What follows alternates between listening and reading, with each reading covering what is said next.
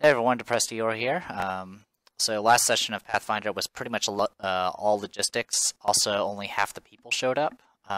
So I didn't really bother recording it. And to be honest, even if I had recorded it, I probably would have just scrapped it all and just done a summary video anyway. So that's what this is here for. As you can see, there's probably some unique little things on Windward Isle right now. Essentially, this was all going to be. At the end of last session, it was the West pretty much told us to, kind of look up the stuff about what it takes to make buildings and rooms and all that stuff, and kind of figure out what you want on the island. The main thing we wanted on the island, of course, was to get something that allows us, a better dock, so we can actually, use it. Also, something to provide essentially a dry dock as well, so we can do shipbuilding as well as squibbing as necessary.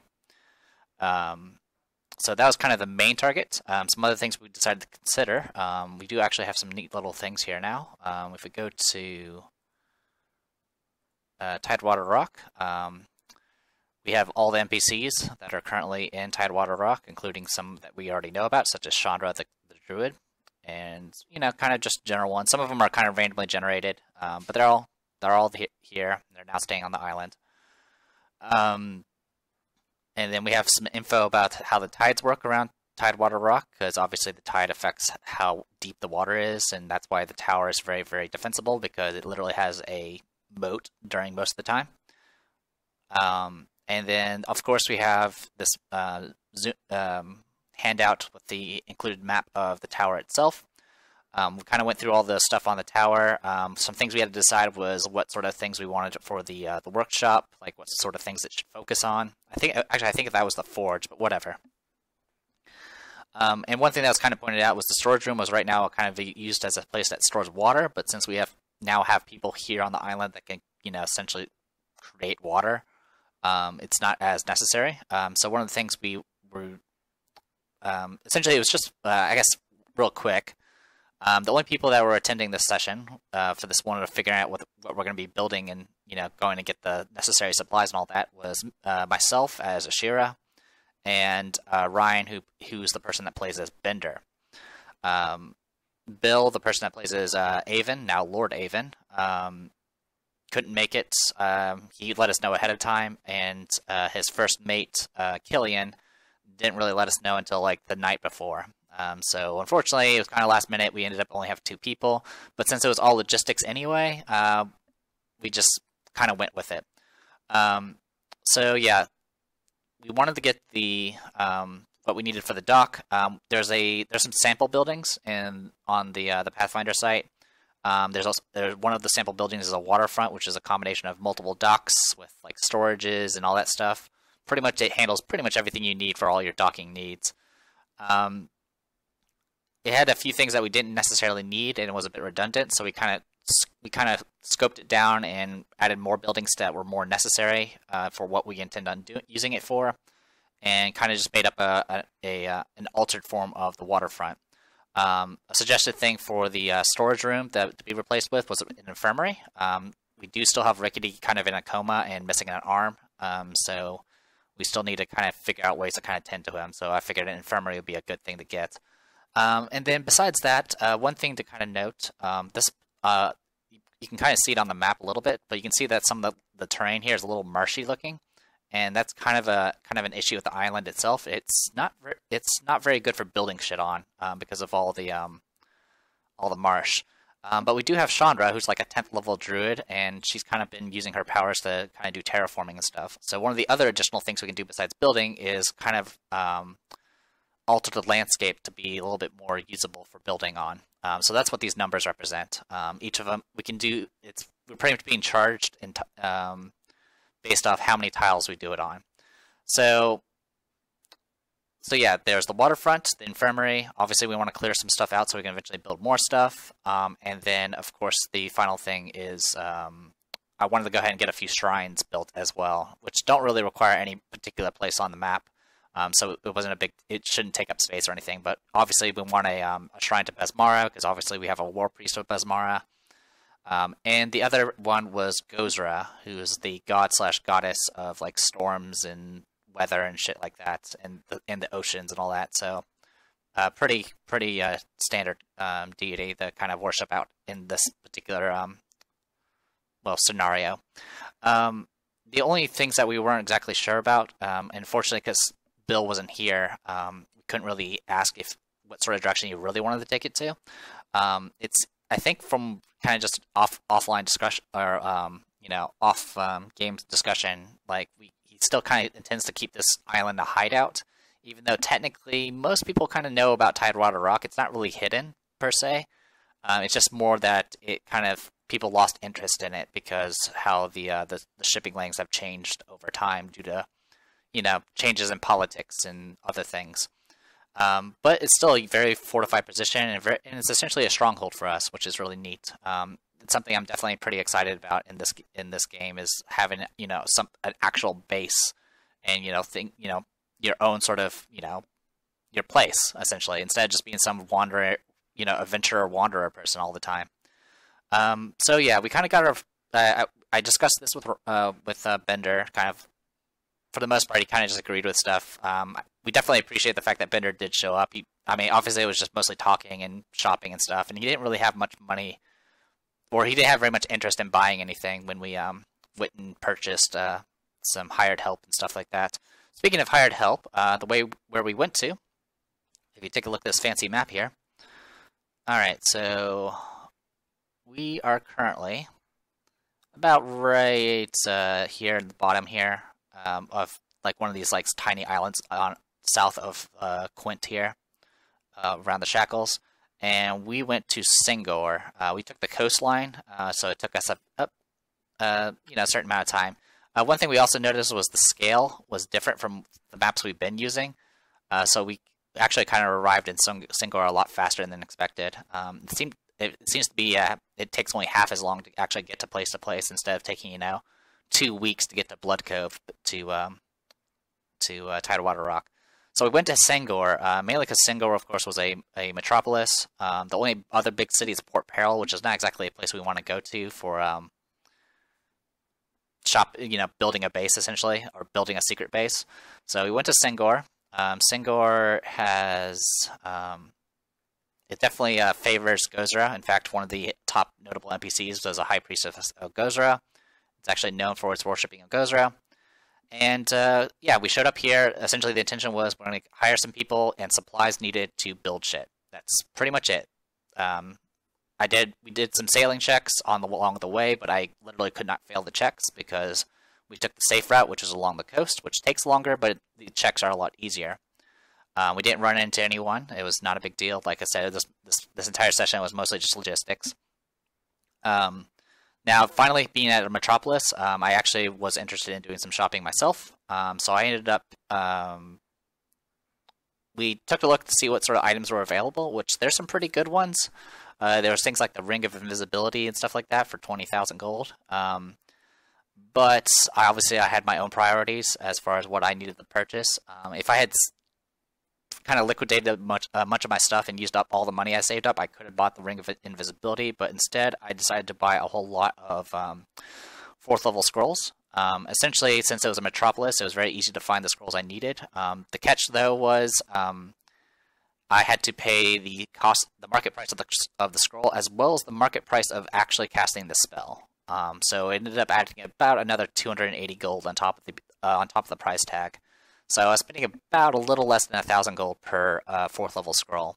The reason why I was trying to get 4th level scrolls is because I was really close to hitting 7th level. I was about 1,800 experience away, and there's a lot of interesting 4th level spells. It has a lot of utility, a lot of fancy stuff that's really kind of worth switching spell slots for every once in a while, depending on the situation. So I bought 8 scrolls. So I'll pull up my character sheet real quick. I did the spellcraft checks and stuff like that to get it onto Spiff, my Raven.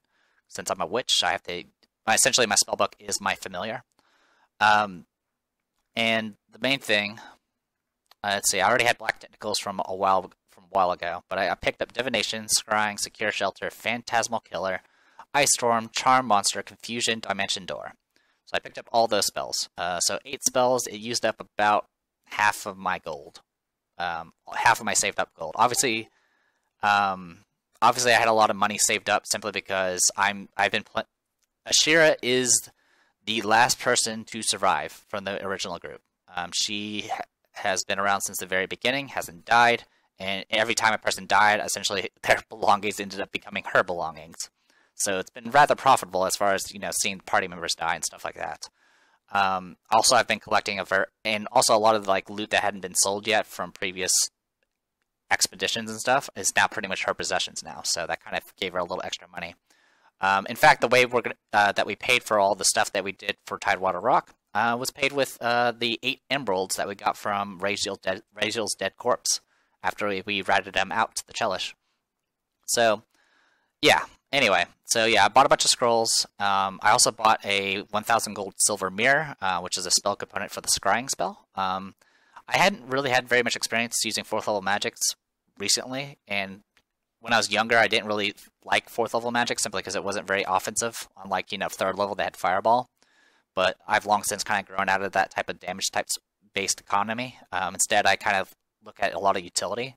So that's why I bought things like Secure Shelter, which is just it allows you to summon a house essentially. But I wanted to get Scrying and Divination, and essentially be kind of a seer type character that gets information for the party. I mean, that's kind of what Ashera kind of became, since she was the only person that had any bearings to the main plot, and kind of had to explain stuff to the the new party members about Tidewater Rock and all that good stuff. So I kind of became sort of a quest giver in that aspect, which is kind of neat.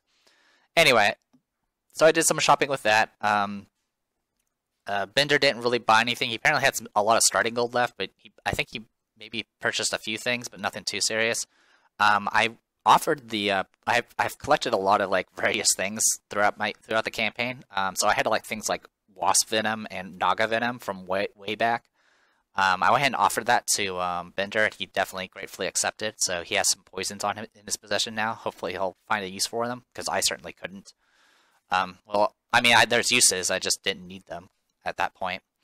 Anyway, so besides that, we decided to go ahead and there was a lot of discussion about kind of the mechanics and figuring out the cost of everything we wanted to do.